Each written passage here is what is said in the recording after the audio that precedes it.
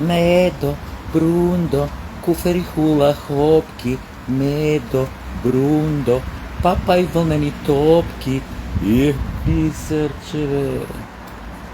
Юрий Гагарин, ја памтите Бисерче кој е облекол у скафандер тамо во време на ковид да потпишува некој предавство у парламент кој Юрий Гагарин се шеташе. У бескрајниот вселенски простор.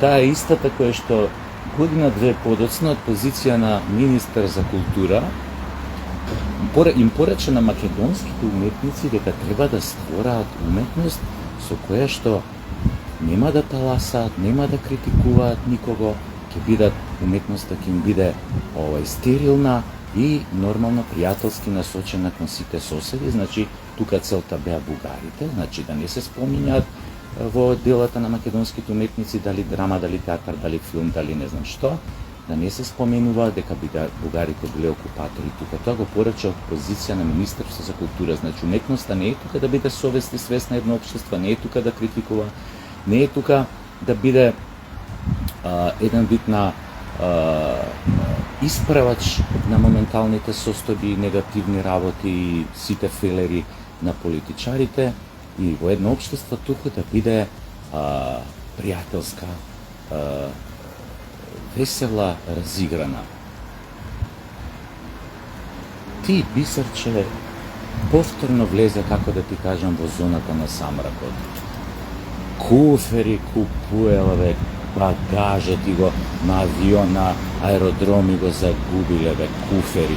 Само зашо купи, бе, празни куфери, Бисера, Кофер ко кофер празан, па признай, пиздати материна и не те тепа, а треба да ве тепа. И сега треба ова можеби, ова со Бисера скандалов да биде дефокус ли што тамо, секој чуда за 3 дена како што е Фейсбук. Не, дајте, тргнете по сите тие бандити во социјалдемократскиот сојуз, по тие предавници на македонскиот род, на македонската крв, сите во затворот прв до последен, немајте милост, не ме дефокус, удрете по сите. Бисерче, види, ти со плишаното мече исто можеш и во Идриско да се спиеш, да си го галкаш, да си го викаш џоле, плишаното мече. Само не каже ова плишаново мече, бе, Бисерче, плишано мече за возрастни, со паклабас доле или онако детско. Од тоа некако остана неодговорено, дали е секс играчка, тоа ме занима, Бисерче. Добро се види. Не, дека тоа не е прв пат, мислам дека не се случува, порано имаше предходничка, ти исто гаќи купуеше Викторија Секрет од 500 евра.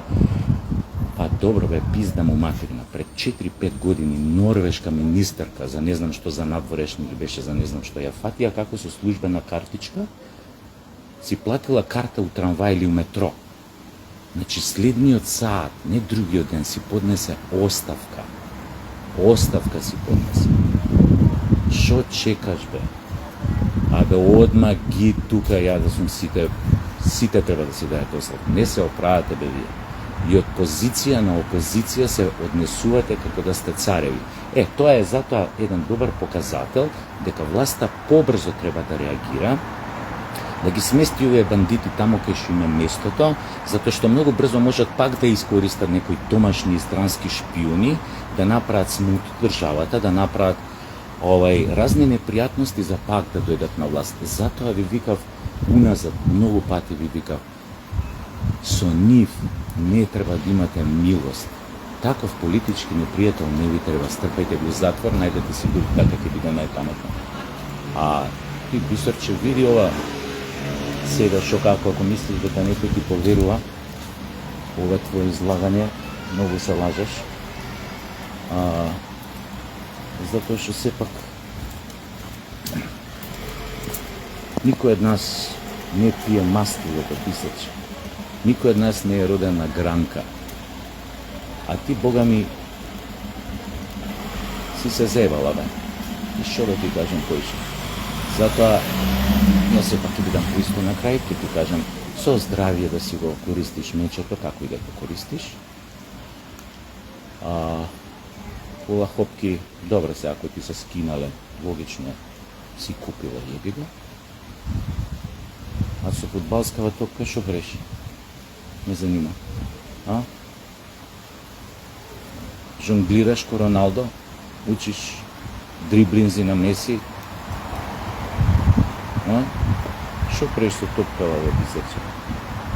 И тоа не кажа топкава волнена дали. И тоа треба да ни објасни за да ти поверуваме до крај. Или може би топката ќе му ја подариш за роден ден на Артан Груби, може им се тупнал тој фудбалот, таа топката во министерство што си подава и што си игра на мали голчиња. Јој, луѓе, кај живееме, Боже. Едноставно немам зборови. Брату, чекај, се извинувам, ќе морам трекна. Брату, нов паза да немаш. Абе, нов паза, нов паза. Се извинувам, морам додам. Нов паза ми требит. Во време на огромни кризи, 3 последователни кризи, ние најдовме пари и ги зголемивме пари. Може да замислите што ќе се случеше ако такви кризи сега и се случува на оваа влада. А таа не може да се снајде во овие услови кога нема некаква криза. Што да мислиме ако не да Боже повторно стане некаква криза? Што ќе биде со државата ако ВМРО ДПМН ја води владата и државата во криза? Веројатно некој гейм овер.